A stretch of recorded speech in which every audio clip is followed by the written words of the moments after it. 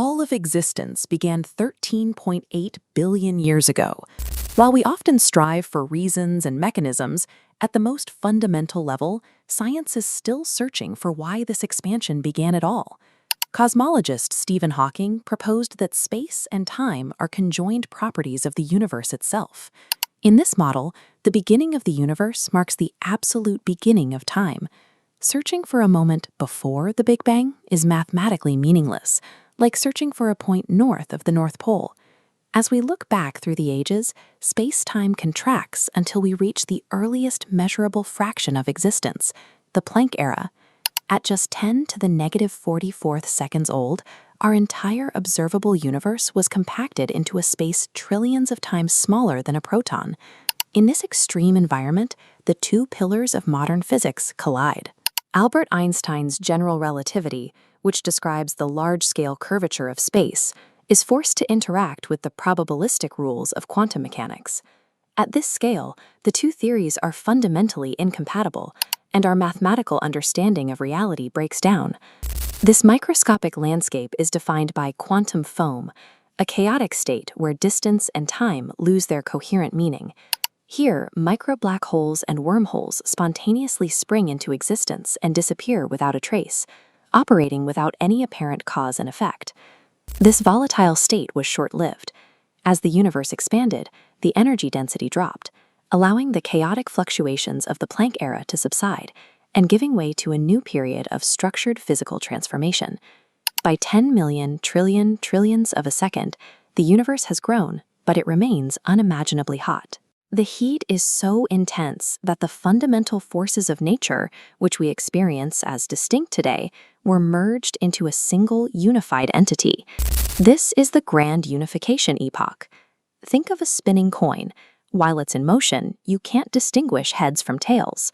In the same way, the extreme energy of the early universe blurred the strong force, the weak force, and electromagnetism into a single faceless force.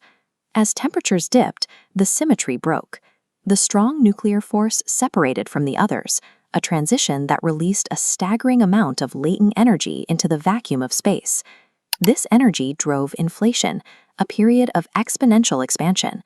In less than a trillionth of a second, the universe doubled in size 90 times, flinging matter and energy outward at speeds far exceeding the speed of light. To grasp this scale, imagine folding a piece of paper. After 42 folds, it would reach the moon.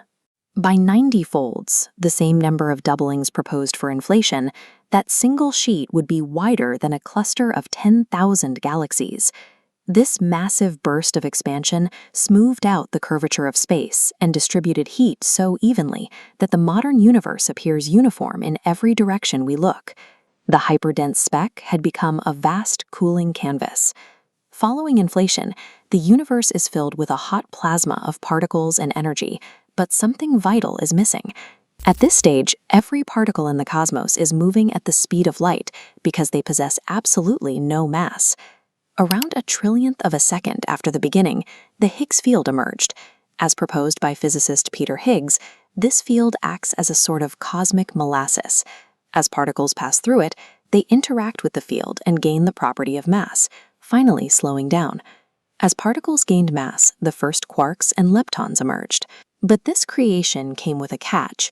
The laws of physics produced matter and antimatter in nearly equal amounts. Matter and antimatter cannot coexist.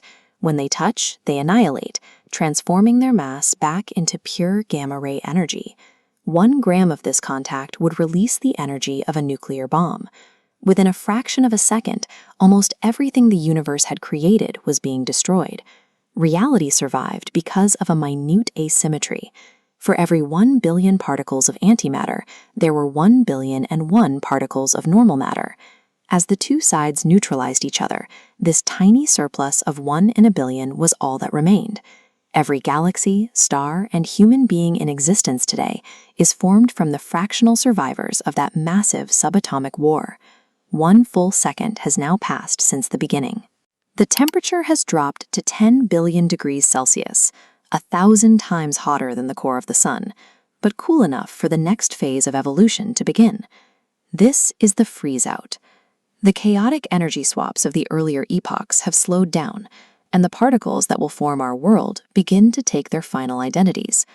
Quarks, once roaming freely, are now moving slowly enough for the strong force to ensnare them. They bind together in groups of 3, forming the first stable protons and neutrons. The 4 fundamental forces, gravity, electromagnetism, and the strong and weak nuclear forces, are now fully decoupled. They are operating exactly as they do today, governed by the precise physical constants that allow atoms to remain stable. At this 1-second mark, the ratio of protons to neutrons is set at roughly 7-to-1.